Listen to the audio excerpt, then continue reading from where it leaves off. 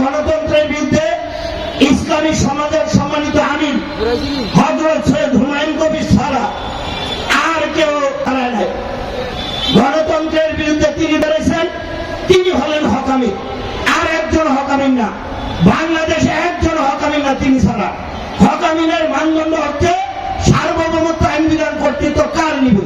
তো যে আমির সার্বভৌমত্ব আইন বিধান কর্তৃত্ব মানুষের ত্যাগ অস্বীকার অমান্য করে, সার্বভৌমত্ব একমাত্র আল্লাহর গ্রহণ করে ঘোষণা করেছে রব্বুল আল্লাহ আল্লাহু আকবার, তিনি হলেন হক আমির।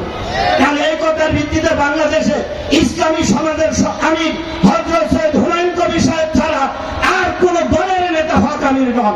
অতএব ওই সমস্ত নেতা নেত্রী আনুগত্য করে মরবেন তো নিশ্চিত ঠিকানা হবে জাহান্নাম। আর ওই সমস্ত নেতাদের নেতৃত্ব প্রতিষ্ঠিত থাকলে কোন সমস্যার সমাধান হবে না।